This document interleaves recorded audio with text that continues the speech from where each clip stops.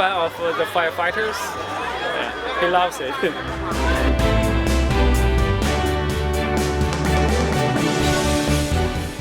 The open house is always something we've really looked forward to. It's amazing to be able to bring members of the community in and show them what they can do to help protect themselves. And this is the 100th anniversary of fire prevention. So let's get together, let's celebrate, and let's learn something about fire prevention, because it's going to help you and it's going to help your family.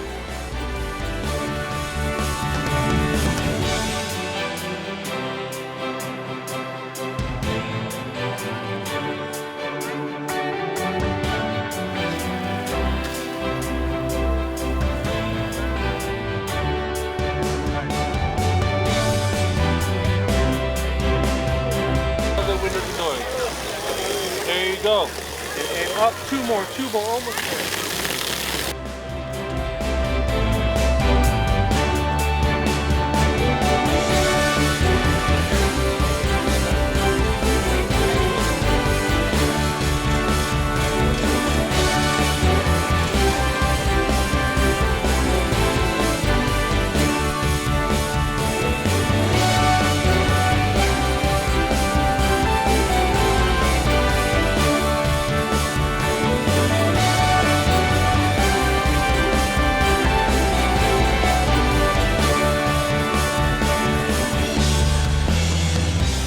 It's fantastic to see this many people, but also to get the message across about fire and CO safety, which is the message we're always carrying from a daily basis. So to get this many people here, it's fantastic.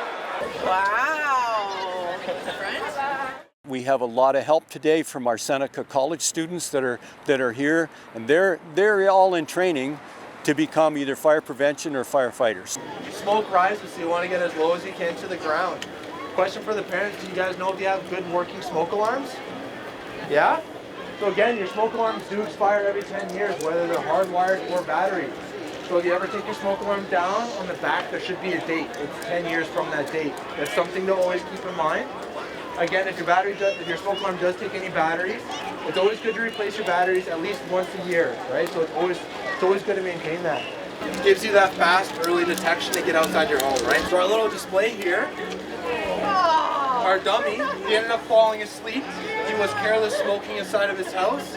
His cigarette had fallen out of his hand onto the carpet, so what's going to happen is the carpet's going to start to burn from that cigarette, right? So you can see how safe it is down there? See how much smoke's up here? Right? That's why you want to stay nice and low. So after a while, there's like some flames. But thankfully, it has a sprinkler side of it, so it's going to help save any oxygen inside the house. It's going to help put out the fire and save the residue inside the home. Alright? So again, what do you do if you see smoke? You want to get nice and low to the ground, right? Get out. Get low and go. You gotta get down low and you gotta crawl all the way through.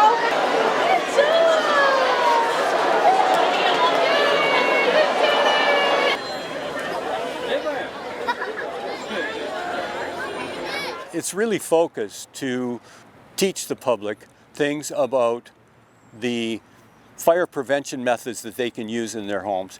And it's geared to all members of the family, from the little ones right up to the senior adults. So once you go in, you're going to start it. You're going to send your card.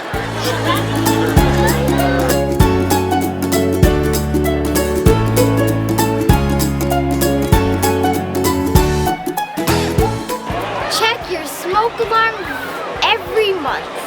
Look where you cook.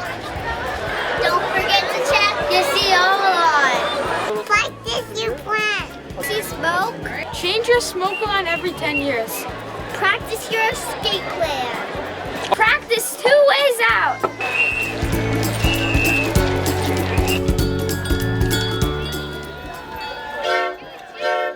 Welcome back. What a great success. Overwhelming amount of support from the public. Both Newmarket and Aurora came to see the grand opening of Station 4-5, the live firefighter demonstrations. We're so excited to have everyone back to learn about fire safety.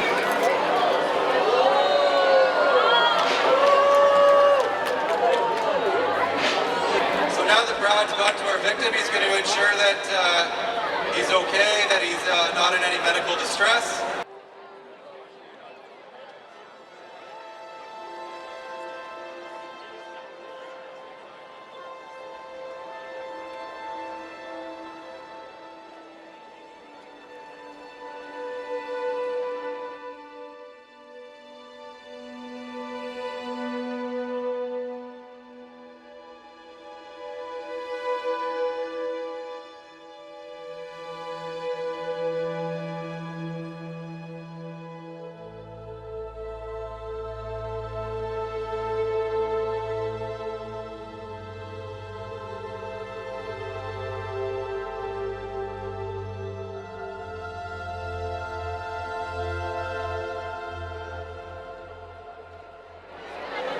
Brad now has the victim all on his system, and we're going to lower him to the ground, where we would have EMS or other firefighters ready to assist with any medical interventions or patient care that's necessary.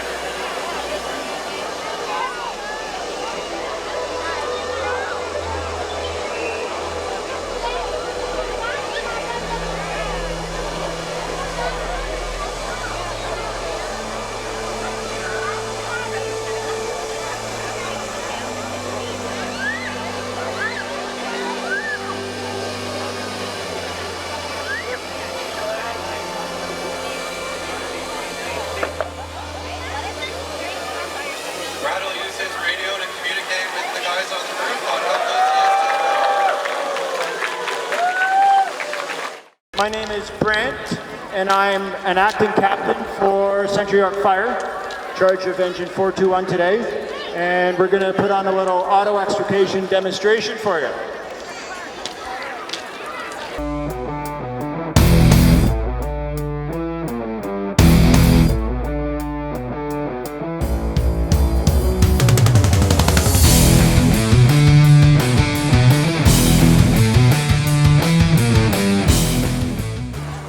Captain Corey, he has the red helmet. He's doing a 360 of the vehicle, checking for occupants, seeing how many people are in there. We have something called an inner circle and outer circle. Inner circle is the vehicle itself. Outer circle is the area surrounding the vehicle.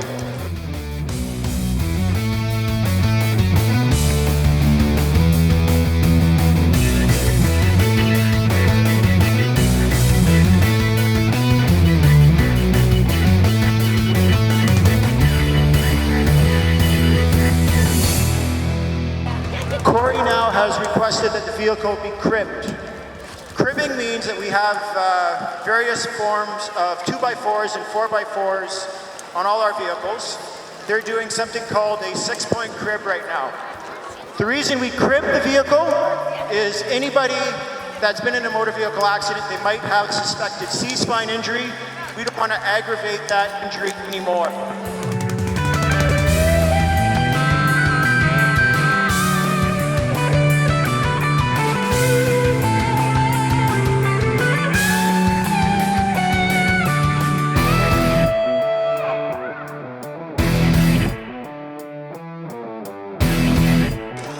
We have a cutter, spreader, and a ram on this truck, which does most of everything that we need to get the car with access to the patient as we need it.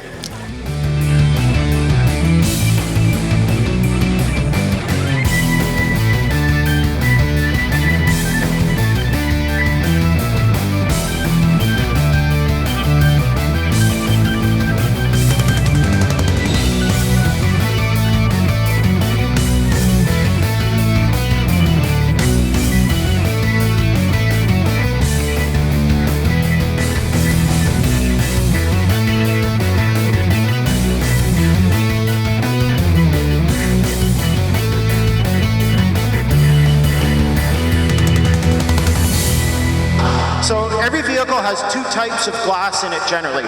It is tempered and laminated. So laminated glass means it's two panes of glass, and in between it's for any other better words, it's plastic.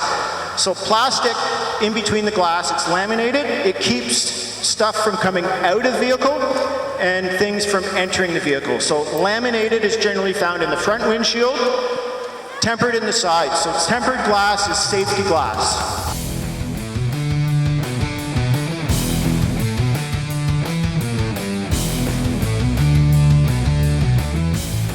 As the firefighters are getting ready, they have something called a spreader and a cutter in their hands. So the spreader does 3 functions. It'll spread, obviously, it's called a spreader. If you open it all the way and close it, it crushes. And it can also pinch metal to make an access point. Right now is looking in at the posts. We're looking for any high strength metal, bolts, brackets. It's not that our tools won't cut through it. We just want to avoid it. We don't want to damage the tool and hinder the extrication. So right now, the firefighter at the back, he's using a spread maneuver, so it's an 8-post crush down. The roof can hold up to 7 to 10 times the weight of the vehicle, so it's a good push point for the crews. They're coming off the roof, they're making an access point or a purchase point. He's going to come in the back now, and generally he'll spread until he can get at the latch. The other firefighters should come in and cut the latch if possible.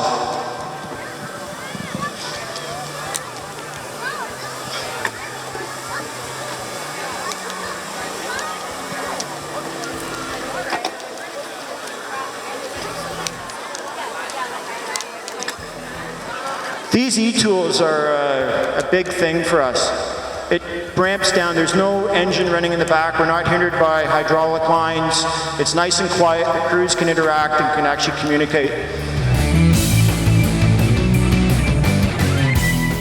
At the end of any auto extrication, the crew's pretty fatigued. Imagine wearing your snowsuit, day like today, even hotter in July. They're working up a sweat, so you have to be really conditioned to do this.